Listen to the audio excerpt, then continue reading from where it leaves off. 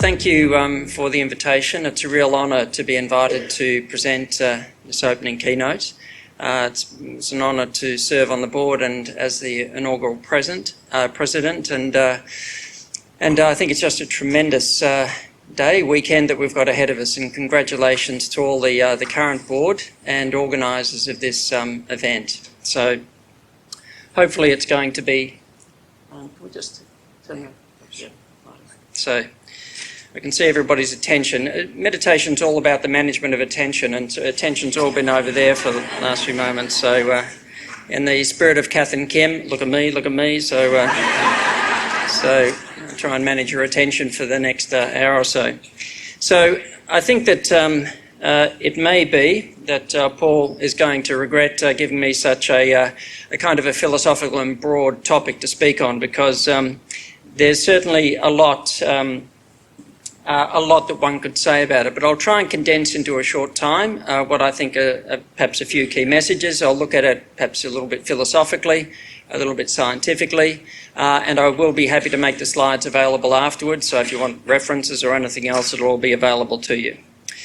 All right, so Wendell, I'm not content. All right, so I'm not sure that as a community these days we're quite as happy and content and as peaceful perhaps as, although that longing is there, I don't think we're quite getting it. So I'm going to be giving you the bad news first, all right, a little bit of bad news, all right, but just a bit of bad news first, and then hopefully some good news. And the good news will be about, firstly, self-mastery, and how meditation is perhaps a remedy for modern ills and a path to self-mastery, and then from the individual to the collective and beyond. So that's the plan, but we'll see what actually happens. Now, the first thing, in terms of some modern ills, how distracted are we? Now, I don't think we were born distracted. That little fella on the right has done no mindfulness training, no meditation training. He's just an in-the-moment kind of guy. I think the cat is pretty present moment orientated. No meditation training there either. It is a natural state for the human being to be present, interested, curious, engaged. That's the natural state. But from a relatively early stage in life, we start to think and worry our way out of the present moment. So learning meditation at an older age, as a child or as an adult, for example, it's not learning a new capacity, it's redeveloping a capacity that will go rusty very quickly if it's not being used. Now, there are a lot of things to distract us these days. So screen time and attention. It's been known for quite some time. This is from one of the world's leading paediatric journal, but the more screen time a child has in early childhood, the more likely the child is to have attention problems in later childhood. That's one of many studies. There's a whole literature on this. I don't think the jury's out too much, although it's hard to do a randomised controlled trial. How do you get level 1 evidence? You know, get 500 kids and subject them to hours of television. The rest you can't watch television, or, you know, and so you can't do a randomised controlled trial. All you can say is there's a strong and consistent association there. But the amount of screen time and video games and so on, the kind of environment, the developing brain needs interaction with the sensory world. It needs to engage. It doesn't need a virtual experience sitting very passively in front of a screen. And think how profoundly play has changed in the last couple of generations. And falling attention span. So why should we be surprised? A Microsoft report reports the average human being's got a shorter attention span than a goldfish these days. Now, the big question I've got is, how do you actually measure the attention span of a goldfish? I'm not quite sure how you do that, but anyway, as the CEO of Microsoft says, the true scarce commodity is increasingly human attention. The distracted existence we're in. This is just another interesting study, and mind you, quote all these kinds of things to students we teach at Monash. But this is just a study, just to tell you what this was about. I looked at 5 different measures of executive functioning, or high functions, and these are just 2 of them, the 5 that they measured. But they measured them under 3 different conditions. These were university students. The first condition was leave your smartphone outside the lab, come into the lab and do the testing. The second condition was come into the lab, please turn your smartphone off and put it in your pocket or your bag, now do the testing. Third condition was come into the lab, please turn the smartphone off and put it face down on the desk, now do the testing. Which group performed worse on every measure of performance? The group that had the smartphone face down, turned off, but on the desk. Now, it wasn't going off or anything, but it was just this micro distraction. The mind kept going to the phone and going off task, which dropped their performance significantly. But they looked a little bit closer, and they found for those who were constant checkers of their device, then the drop in performance was massive if it was on the desk. Not a big effect if it was in the pocket or the bag, but if it was on the desk, a massive drop in performance. About 20 IQ points, boom, gone. All right, so it didn't have an effect on those who didn't check their phones that much. But this kind of distracted existence that we're in. I teach a lot of medical students, have been teaching the medical faculty for about 30 years, just imagining, the residents walking around the hospital and phones going off in the pocket all the time, doing complex things at the same time. How many errors? The third most common cause of death in the United States is medical errors. How much? That's 250 to 400,000 people, depending on how you crunch the numbers, per year die from medical errors. So these are important issues. Now, this guy's got clearly a lot on his plate as well. We tend to load ourselves up so much these days. This is a photo of me at work the other day, so hadn't left the office for 4 days.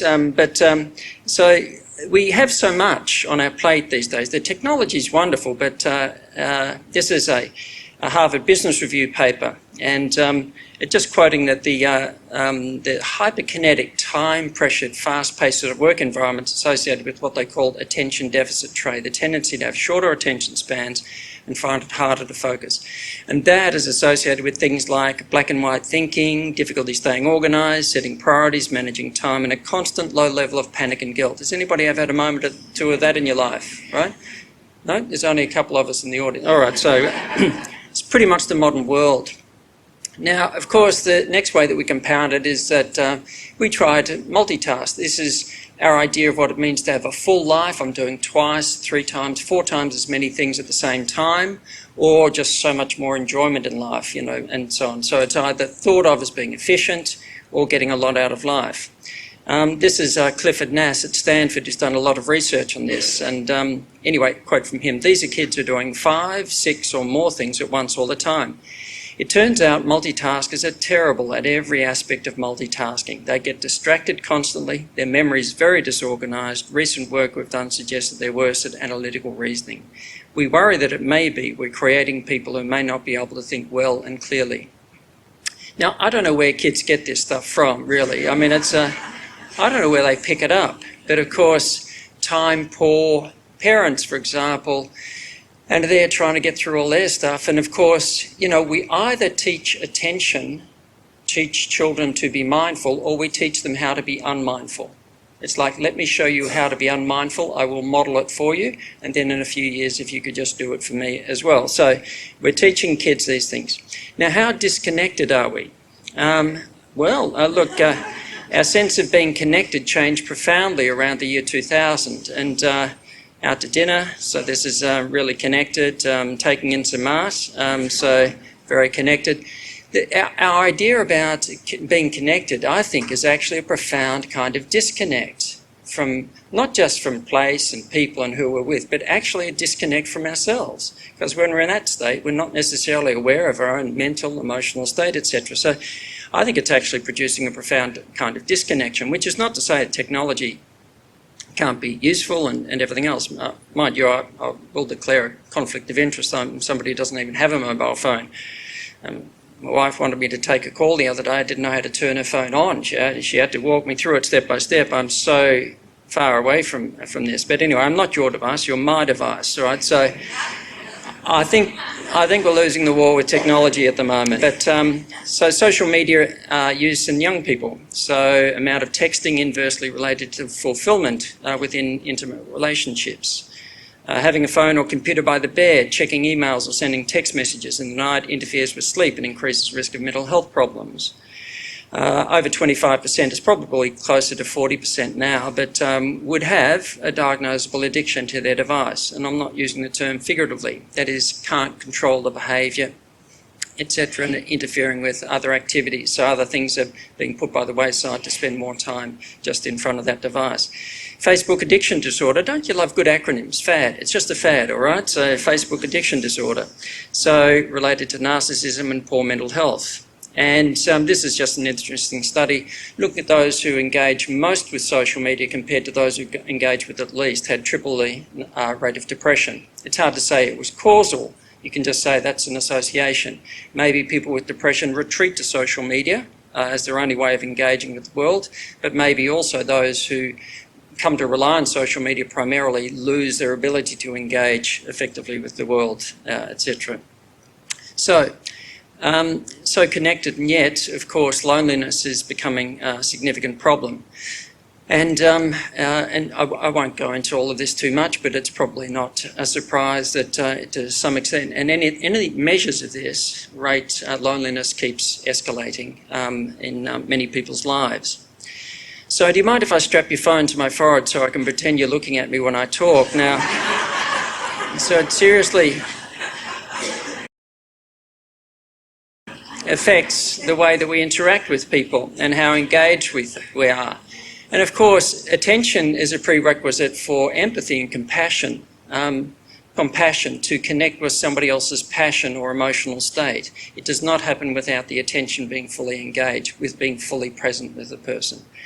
This is just an interesting study. They're looking at pre-teens, and they got a number of pre-teens to have 5 days away at a nature camp, but no screens, no social media, no phones, no anything, just nature and each other, compared to others who just stayed at school. But they were interested in the effect that that would have on their ability to recognise and respond to emotional cues.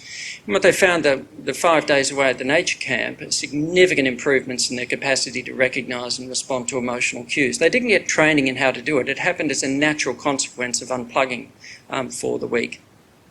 This was a study of over 1,000 young adults in Denmark. And they unplugged for a week, but they were measuring things like if they were happy or worried or sad or angry, etc. So everything that they measured about their well-being significantly improved just by unplugging for the week. Now, mind you, it was pretty anxiety-provoking for many of them for the first day or two, and then it started to be a bit of a massive relief. So there's a kind of disconnect that we have. Now, default mode and self-obsession. So one of the third, perhaps, modern ill. Now, this time I won't screw up. I won't.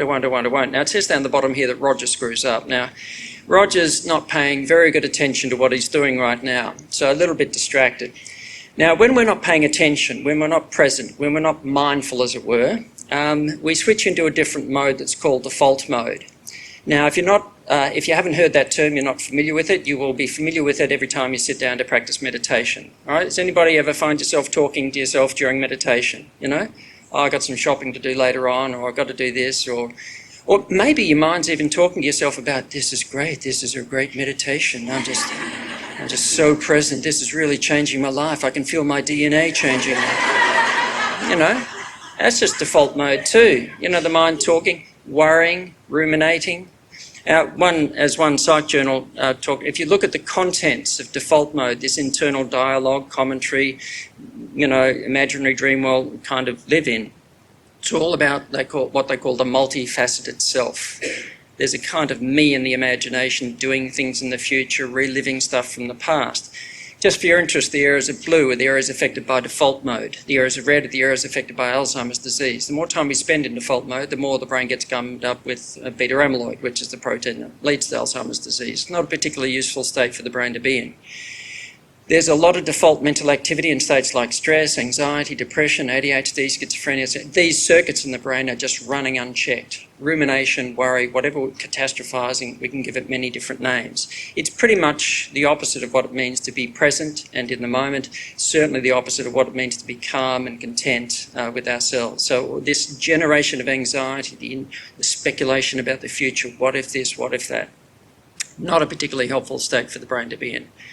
And the me generation is obsessed with and distracted by social media, selfies and so on. So we've become so, I suppose, focused in perhaps an unhelpful way sometimes with ourselves, more virtual than real relationships, fear of missing out, and online bullying and various things. So there's a lot of things that are perhaps not travelling the way that we would like them to. Now, the last of the modern ills before we start to look at some of the solutions for this mental health, chronic illness and addiction. If you look at something like life expectancy in Australia since the 1890s, you can see it's tracking up and then it sort of plateaued a little bit. That was a few decades after smoking became very widely sort of practiced, and then smoking rates started to go down again, and then life expectancy sort of went on a upward trajectory again. But anyway, there are all these bullish predictions about what's going to be happening in terms of life expectancy. It'll keep going up and up. So if you look at these kinds of predictions, so by the end of this century, so about 39% of females should reach 100 and about 32% of males. So there's all these assumptions that life expectancy will keep increasing. I thought you were just speaking metaphorically. So perhaps there's an elephant in the room. And now I'm going to quote myself here. I don't often do that, but I thought I'd quote myself. So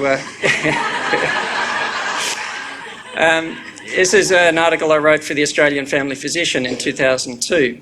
And those living to an average age of 82 now, in 2002, were born in 1920 under very different social, economic, environmental conditions to what we're now experiencing. The negative impact of a range of lifestyle and mental health factors may be underestimated, and if so, we may see life expectancy peak between 2020 and 2030 and then begin to decline. That was my hunch, because, you know, people walked, cycled to school, etc., you know, ate whole food that came from a market, etc. And, you know, there are lots who would never see a fruit or a vegetable, never get out from the screen, do physical activity, etc. That takes a decade or two to translate into the risk of chronic illness. Now, if we look at the burdens of disease in developed countries, depression's way out in front as the developed world's #1 burden of disease. This is a prediction by the year 2030. Then you've got heart disease, dementia, alcohol abuse, diabetes, etc. It's all lifestyle and mental health related.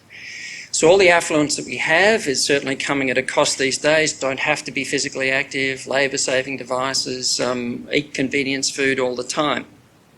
Now, if you look at the big growth area in chronic illness, heart disease in the under 35s. So a 30% increase over a decade, for example.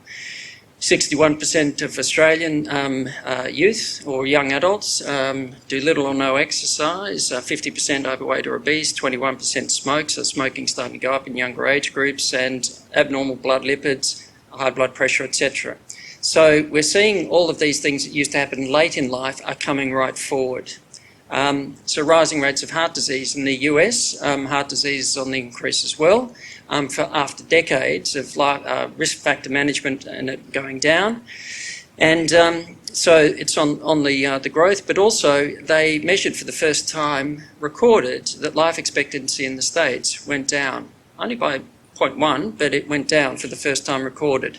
Maybe we're reaching that plateau point, maybe it's going to start to go. Because unless we start doing things differently, managing our mental health and lifestyle differently, then chronic illnesses are going to come forward or earlier in life. Now I've got the bowl, the bone, the big yard, I know I should be happy. All right, so not that content. Okay. Materialism and well-being. And we live in a very material kind of world these days, but being very materialistic, consume more products, incur more debt, etc.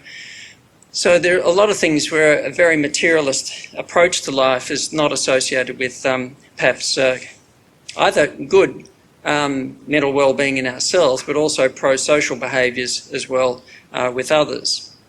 So, and what we're seeing as well is suicide had been tracking up ever since about the 1950s, so about 4 times higher rate now for youth than it was any time recorded, even, you know, with the world wars and the depression and so on. It started tracking up in the 1950s.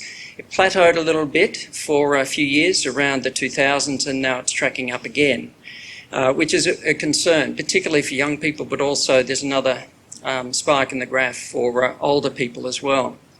So, and mind you, Lunig has a particular take on this, and this is our modern idea of the good life. So the idea of the good life, of course, has changed profoundly, perhaps from what might be in the wisdom traditions, might consider the good life. So there are all sorts of addictions now, and addictions to all sorts of things, and to some extent we're becoming a very addictive society. And maybe this is a kind of searching, a restless search for happiness in some kind of way, a search for the relief of pain or suffering in some kind of way. Happiness equals pleasure, for example, and pursuing it so hard in one way that we're not going to find it, and it just comes back to us with all sorts of costs. Probably the only area where there's been improvements has been through smoking, cessation, but that's been because there have been significant programs and advertising and laws and everything else to limit it. So it's like to put all these safety barriers around people to help them to give up the addiction to cigarettes. I don't know whether these other things, because a lot of these things are becoming more and more liberalised all the time, perhaps putting people more and more vulnerable at the same time.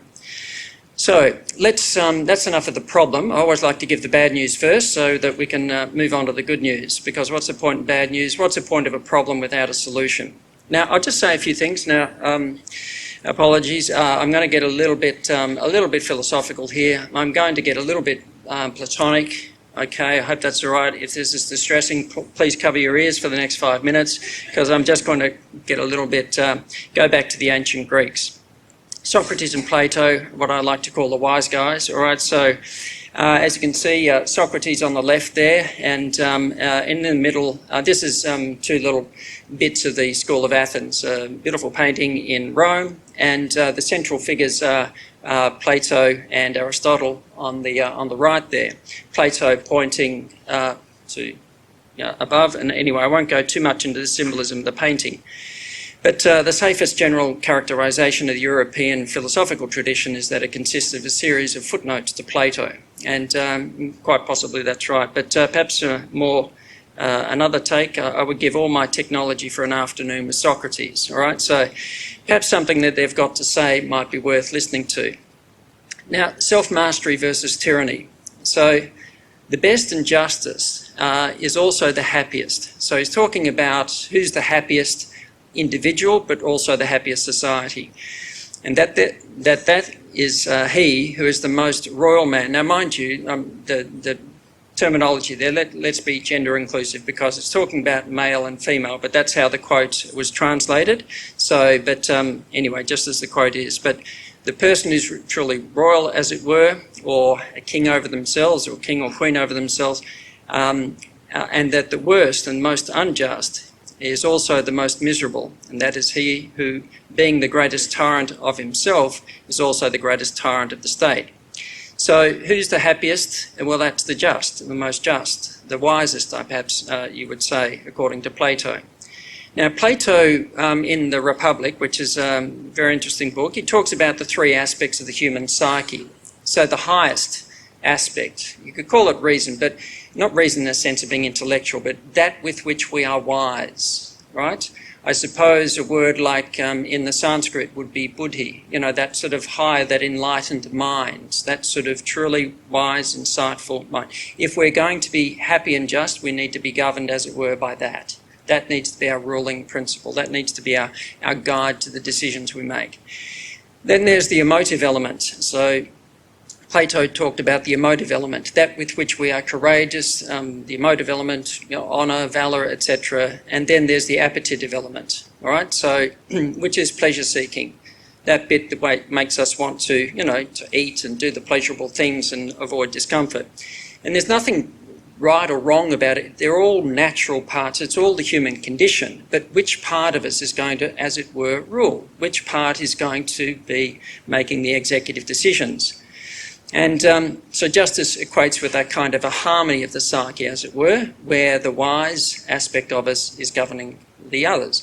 Now, this might sound a little bit philosophical and theoretical, but has anybody here ever gone to a dinner party and you've had a nice sort of entree and main meal and everything, and on the buffet there might be, say, 4 different desserts, or something like that, and there's a chocolate mud cake over there, and it just looks delicious, and it's just not just any cream, it's King Island double clotted cream. But there's a flourless orange cake there as well. One with the citrus glaze and the white chocolate just crumbled over the top. But there's a pav. I mean, just look at that pav and how much cream and there's one part of yourself that sort of kind of cuts off a piece, and you sort of take down the chocolate mug cake. And then there's an aspect of yourself that just wants to go back and have more. You know, it's like, I'd like to try that though. I'd like to have a piece of that. So there's one part of you wanting to have more, but there's the other part of you saying, step away now. Put the plate down. No, put the cake knife down now. Or if you ever notice, you wake up in the morning and there's one part of you says, time to get out of bed and get on with the day, but there's another part saying, it is so warm in here. The pleasure-seeking part. And, you know, it takes a massive amount of strength and resilience and everything to fling off the doona and actually get out of bed, all right? These are the three aspects of the psyche, all right, that we experience every day in our life. The one that's making a discerning decision, the other one that's kind of pleasure and comfort, and another part which takes a certain level of emotional resolve to actually stand by principle, to stand by what might be the wise thing to do in a situation.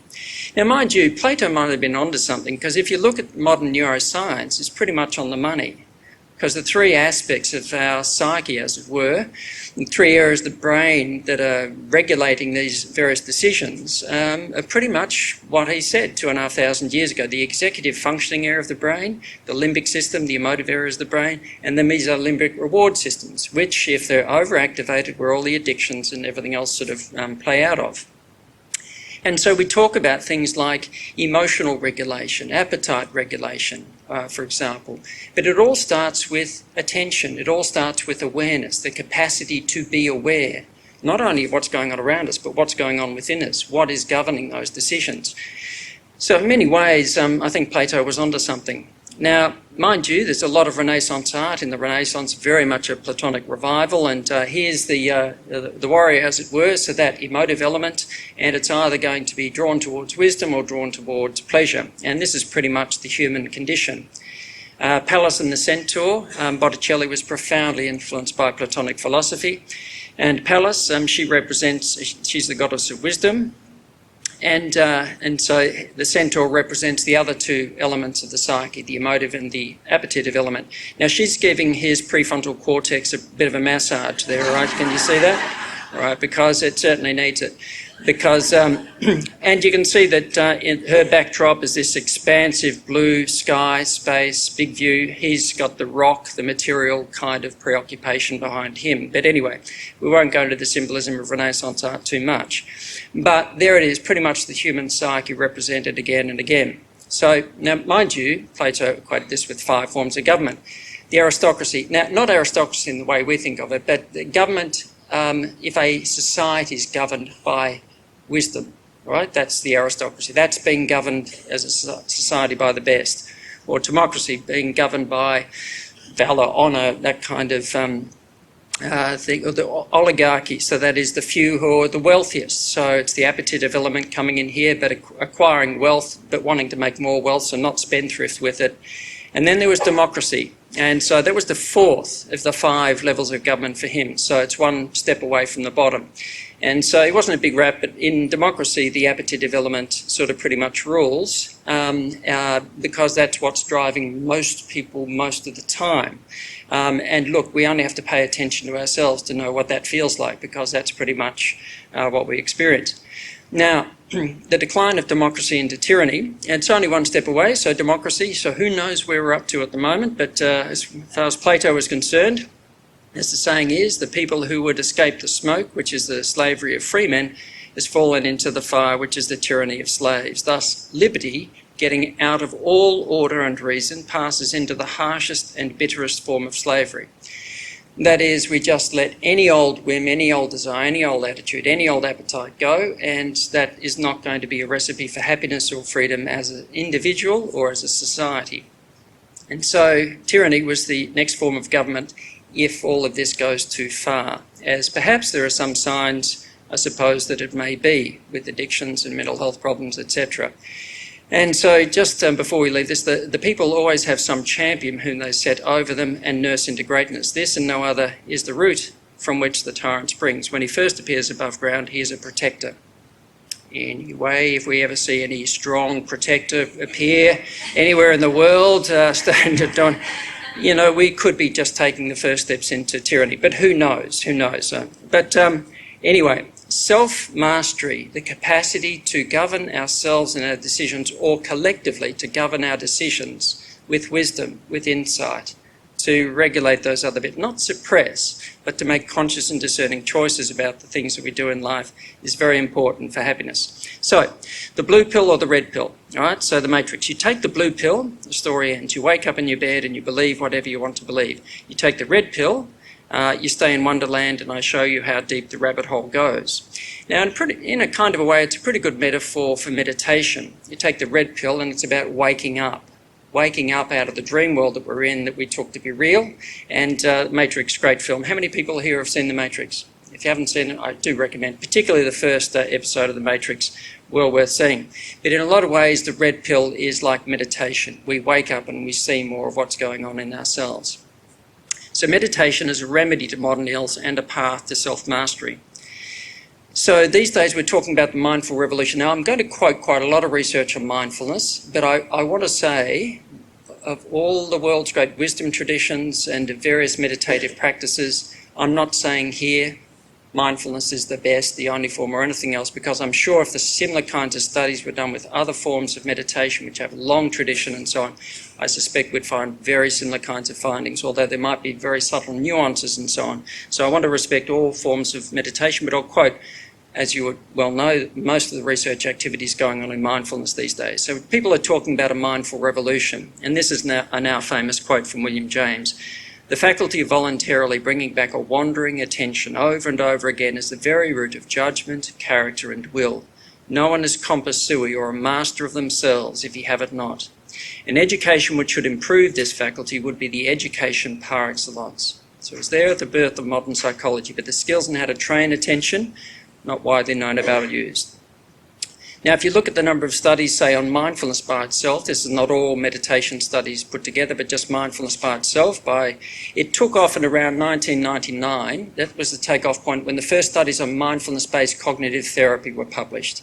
And when they were starting to find, helping to prevent the relapse of depression, that was big news in healthcare, with depression being way out in front as the number one burden of disease. So it literally took off. 2016, there were 667 papers in peer-reviewed journals. This year, I checked day before yesterday, 712 papers so far this year. All right? It's about 4 a day. Four papers being published per day in peer-reviewed scientific journals listed on PubMed.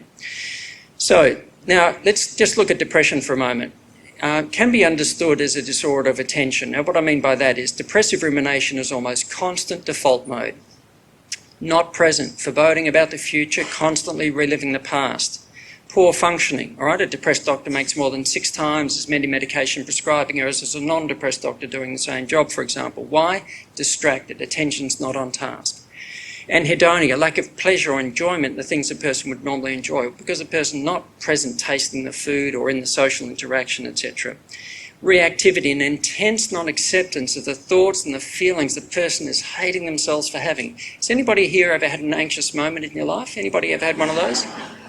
And have you noticed what happens when you're having a wave of anxiety and you hate it and you desperately want it to go away and you try to get rid of it? What happens to it? It escalates. And everybody knows that.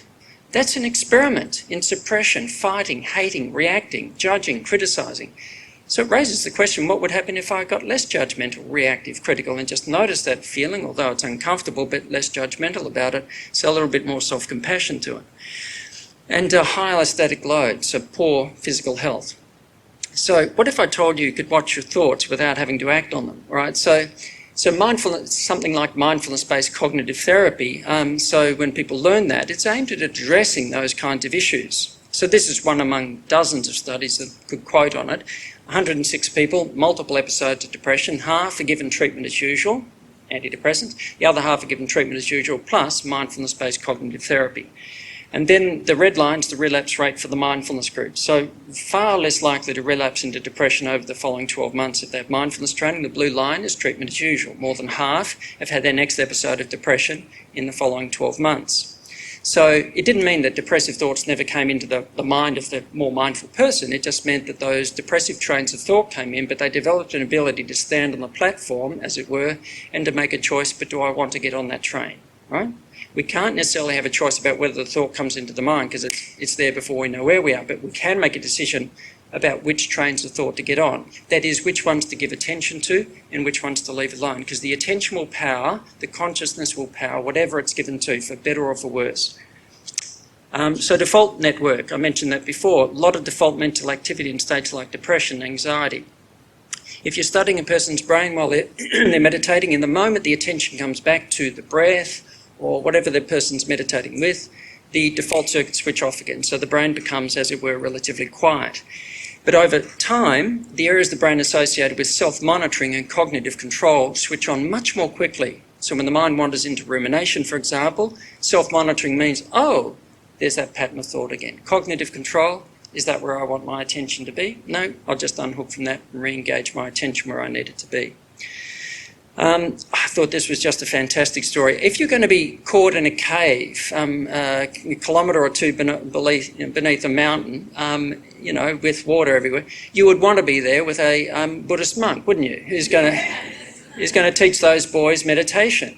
And boy, those kids came out of that cave like really coping well, just hi, welcome. It's like, gee, those kids, and a lot of stories about them, how resilient they were when they came out of that cave. But they'd practiced a lot of meditation while they waited to be rescued. So, Jurassic calendars, kill something and eat it. This guy's got a pretty simple approach to lifestyle management. So, pretty simple approach. Now, I mentioned before about addictions. This is a systematic review of 13 different studies, mindfulness-based interventions for gambling. So significant improvements in people being able to give up gambling. The impulse might arise, but the person learns to ride the impulse without necessarily being controlled by it. Not so easy. Simple, but not easy. Smoking cessation. Interesting study looking at mindfulness compared to just relaxation by itself, and 60% reduction in smoking for the people. This wasn't a smoking intervention. This was a mindfulness intervention, but one of the things they measured was smoking. So 60% reduction without even really trying. But they also looked at their brain. So an area of the brain associated with self-control switches on much more with the meditation. So the people were more able to just ride those impulses without necessarily being fixated. Like, it's easy to meditate. I'm sure for a smoker on a cigarette. It's like the mind forms a mental picture of a cigarette. And then there's an imaginary me just kissing that cigarette. Oh, it's like, and the mind just kind of goes into its own little world, and etc. It's a form of distraction, but the person being able to ground themselves back, not drawn away with that thought, just ride the impulse without necessarily having to be controlled by it. There's a difference between control through trying to suppress something compared to not being controlled by it through non-attachment to it. The impulse is there, but the person's not attached to it. It doesn't influence the person, but also there's less distress in the process of giving up the habit. Now, just a little bit about stress response, and now I'm just a little bit conscious of time. So the stress response, this is McFanning. If you haven't seen this particular slide there, I'm not going to talk too much about the stress response, but the fight or flight response in this kind of situation is pretty good. Stress response is designed to save our life if you're in a situation like this. All of that activation, it's about saving our life. Now, the unfortunate thing is that we often activate that same response when we don't really need it. Like, has anybody here ever been awake at 3 in the morning? Anybody ever awake at 3? And not only awake, but stressed at 3 in the morning. And like, what is life throwing at you at 3 in the morning? Chances are it's a soft mattress, soft pillow, warm doona and a quiet room. Can present moment reality get any more comfortable than that? And yet there we are, we could be mentally in a world of pain. We've done 100 days' work before we even throw the doona off in the morning. Anyway. Stressful events and heart attacks. More heart attacks around 7 o'clock on Monday morning than any other time in the week, right? Among the working population. There's something more stressful than that, that's football. There was a study in Germany. And they looked at a number of major cardiac events on the days the German team was playing a match in the World Cup, and they compared that to the number of major cardiac events on the days the German team wasn't playing a match in the World Cup. there were 3.25 times as many major cardiac events, so 326% on the football days compared to the non-football days, all right? Now, I don't know what football team you barrack for, but you just really need to practice some meditation so that you can just, and if you're not barracking for Richmond, you better get onto it now, all right? So, speaking as a Richmond supporter, that's what got me into acceptance and letting go a long time ago.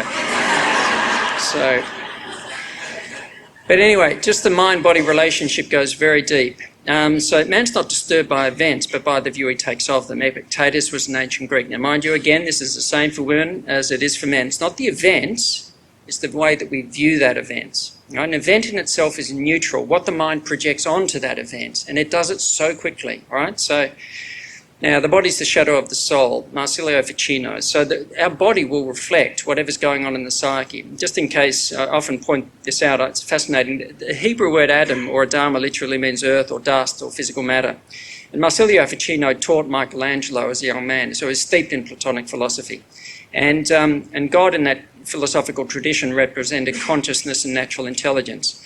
If you've ever seen a cross-section of the brain, you'd recognise the cerebral cortex, the frontal lobe of the brain here, pituitary gland, brainstem, cerebellum, corpus callosum. This is a detailed anatomical cross-section of the brain.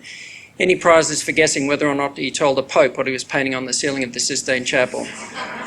No, he didn't, because he would have got killed for that. So anyway, it was just thought he'd slip it up there and not tell anybody until a neuroanatomist recognised it in about 1990 and wrote it up in the Journal of the American Medical Association. But it makes the symbolism of the painting very interesting. It's not just an ancient notion that consciousness and intelligence regulates what happens on a physical level, but they must have known that the brain is the organ that translates that into biological activity. Now, common medieval nightmare. So a really important point is that the vast majority of stressors we experience are the ones the mind cooks up for itself. Right? Does that make sense? 7 o'clock, haven't even gotten out of bed and the mind's already catastrophised about 1,000 things that could go wrong at work. If there's a heart attack waiting to happen, it's a common trigger for it. Does that make sense? Has anybody ever had an argument with somebody in the car, but the person you're arguing with is not actually in the car with you? Have you ever done that? And you are getting outraged at all the things that this person is saying to you, but they're not actually there? And mind you, they could be doing the same thing while they're driving home, putting words in our, and it's like we cook stressors up out of nowhere. So this produces a wear and tear on our system called allostatic load. Physiological wear and tear, we get impaired immunity, immune dysregulation is a technical term. It accelerates the hardening of the arteries, puts our metabolism out of whack, thins our bones, damages the brain, especially the executive functioning and memory circuits. The amygdala, the brain stress centre, gets big and it gets reactive. So we are literally wiring the brain for more stress. Now, it even goes deeper than that. So telomeres. The first Australian woman to win a Nobel Prize was Elizabeth Blackburn, and she won the Nobel Prize for Medicine in 2009 for discovering telomeres. Just very briefly, your chromosomes are long, coiled-up molecules of DNA. On the end of the chromosomes are the telomeres, which are a little bit like the plastic bits on the end of shoelaces that stop shoelaces from unravelling. The telomeres are at their longest and healthiest when we're born, but they get whittled away and shorter. Every time our cells divide, they get shorter. And the shorter the telomeres, essentially, the older we are and the bigger the risk of the illnesses that we associate with ageing, like cancer and heart disease and dementia. So it's the best marker of biological age and risk of chronic illness that we have by a long way. So hostility and telomere length, particularly for men. Men with high levels of anger and hostility have much shorter telomeres that are ageing fast down to the DNA of the cells. Racial discrimination, so how we treat and tolerate others, but also how we deal with things that come from others as well. This was a study on African Americans, but they found that there were two things: experiencing racial discrimination, but not just experiencing it, but internalising it. Does it make sense? Because if you experience it but you don't internalise it, didn't have any negative effect on their telomeres. But if they experienced it and then internalised it, and you'll notice the default circuits, like you internalise something, how dare they say, and it is like reactivating that distress again and again and again and again and again and again. Like the stories that we have, the dialogues we have with ourselves have an effect. Regardless of what effect it has on anybody else, it has an effect on ourselves that's measurable to the DNA of the cells. High levels of carer stress, for example. Pessimism. People with a disposition towards pessimism, about a decade older by middle age compared to those with a disposition towards optimism. Now, mind you, if you do have a disposition towards pessimism, that just made you a whole lot more pessimistic right then, just hearing that piece of information. But anyway, mind wandering and ageing. Here we are. This is Elizabeth Blackburn and her team, Nobel Prize winner. People with a low tendency for the mind to wander have the longest telomeres, but the more a person's mind tends to wander, the shorter the telomeres were. Isn't that interesting? Like every time you're not paying attention during this presentation, you take another 5 minutes off your life expectancy. Did you know that? But what does the mind do when it wanders? Wanders into worry, self-talk, criticism, judgment, etc.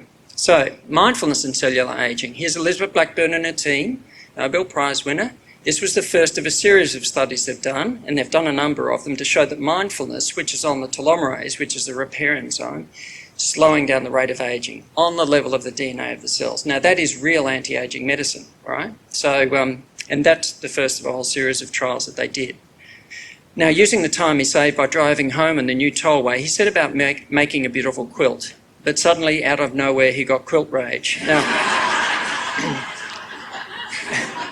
I was taking a program at the Gawler Foundation one time, and it was a cancer support program, and I showed that cartoon. And there was an elderly lady sitting in the corner of the room. She said, "I've had quilt rage." I suppose when that last little piece of material won't fit in the hole or something, I don't know, just drives you nuts or something. Or you just run out at the last moment. Anyway, so anger and cardiac disease. And this is looking at the number of angry outbursts per day. Here we are, 1 per month, or 2 per day, or 5 per day. So the more angry outbursts, this is the increased number of heart disease per 10,000 people per year, right? So very rare angry outbursts, not much of a problem. 2 per day, 63 extra. Now this is low, medium, high, means how many cardiac risk factors you've got. So people with high risk factors, 2 per day, 268 extra cases of heart disease per 10,000 people per year. 5 angry outbursts a day, and for high cardiac risk factors, 657 extra cases of heart disease per 10,000 per year. That's quite a lot, right? So this stuff really damages us in all sorts of ways. So needless to say, learning emotional regulation, cultivating things like emotional intelligence, very important. They're the 5 domains of emotional intelligence. But researchers looked at it, like Ruth Bayer did the first work on this, but there's a strong correlation between mindfulness and emotional intelligence. So more emotional intelligence, but less neuroticism, etc. So it correlates with the things that we want to value or to cultivate. And of course, all the research on our brains now, and to see what actually happens. So neurons that fire together, wire together. Every time we think or do something or react in a certain way, it has effects on our brain, for better or for worse. This can work for us and it can work against us. There's going to be a forum tomorrow where we're going to be exploring some of this. So mindfulness and the amygdala. So if a person is practicing mindfulness and particularly cultivating compassion as a trait while practicing the practice, then it quietens the amygdala, the brain stress centre, the centre that gets activated when we're angry. It quietens it right down. There's at Harvard, Sarah Lazar at Harvard is leading the world in this research, and if you've seen Shannon's documentary, The Connection, then you'll see Sarah spends a bit of time describing some of this. This is one of her first studies, but just noting the areas of red, and especially the areas of red and yellow, where the grey matter thickens up the longer a person's practicing things like meditation. So these are executive functioning areas, the amygdala quietening down, but the executive functioning areas, emotion regulation areas of the brain really switching on. Now, I'm not going to panic. There's a bee in the car, but there's nothing to fear. I'll just pull over and let it out. I'm not going to panic. All right, now she's working on her emotional regulation, and not so easy for her in that situation. But the relaxation response in genetics, this is Herb Benson and his team at Harvard, and they found that what the meditation practice did was it quietened down the stress genes, the genes that regulate the stress response. So it's quietening it down not just in the brain, but on the level of the DNA of the cells. I don't know about, I find this absolutely gobsmacking, right? You know, you're sitting in a chair, you know, kind of somebody, get off your backside and do something useful with your life, won't you? Excuse me, I'm just tweaking a few genes over here. I'm just lengthening my telomeres, if you don't mind. And I'm just going to quieten down my stress genes too. All right, so you should do that as well, you know. Okay, the effects on our immune system. So there's an immune cell and a little bacteria down the bottom. These immune cells got all the same receptors that our brain cells have got. And so this is a study of yogic meditation. And what they found was that it down-regulated genes associated with inflammation and up-regulated genes associated with healthy immunity. Isn't that fascinating? Because if there's a drug doing that, that's really one really interesting drug, anti-inflammatory and boosting healthy immunity at the same time. You ask a doctor to reduce inflammation, they'll give you a drug, but it'll slam the immune system, so you get less inflammation, but you also get less defence against coughs and colds and infections. So this is re-regulating the immune system. You help people to practice compassion. They not only have less stress when you test them, but also it down-regulates inflammatory chemicals. So the cultivation of compassion is having an anti-inflammatory effect. Meaning and happiness. They found that people who had a hedonic disposition to happiness, that is, happiness equal pleasure, that is, you know, and avoid discomfort, their genes were switched towards unhealthy immunity, more inflammation but less defence. Those who had a eudaimonic disposition towards happiness, that is, happiness as meaning, doing things in my life that are meaningful for me, switched away from inflammation but towards healthy immunity. Now, in sudden disgust, the three lioness realised they'd killed a tophotobeast, one of the Serengeti's obnoxious health antelopes. Now, clearly these guys don't like tofu too much, but I'll just mention what I think is the gold standard of lifestyle research, the Ornish program for cancer. So Dean Ornish was a cardiologist. He demonstrated the first time that using a mindfulness or meditation-based, mind-body-based approach, lifestyle approach, you could reverse heart disease. And then they said, well, same risk factors for heart disease, for cancer, why don't you do this study with men who had early prostate cancer? So they said, all right, early prostate cancer, they've chosen to watch and wait. Half of you go on the mind-body-based lifestyle program, the other half you just stay on your normal lifestyle. And what they found was when they followed them up 2 years later, 27% of the men who just stayed on the normal lifestyle had gone on to have aggressive prostate cancer and had to go and have ugly treatments. Only 5% who had the mindfulness and mind-body-based lifestyle program. And the thing was, those two patients had low level of adherence. So the higher the level of adherence, the more they had reversal of their cancer markers. And what they found was that the mindfulness group were switching off the prostate cancer genes. So they're switching off the genes that actually activate the prostate cancer. They're switching on the telomerase, the genes that repair the damaged telomeres. And they found that 5 years later, they were years younger genetically than they were 5 years before. So that is genetically a reversal of the ageing process. So that's published in Lancet Oncology. And again, with Elizabeth Blackburn and her team, working with Dean Ornish. So these are highly respected researchers. All right, so never ever think outside the box. Well, sometimes we do have to think outside the box. And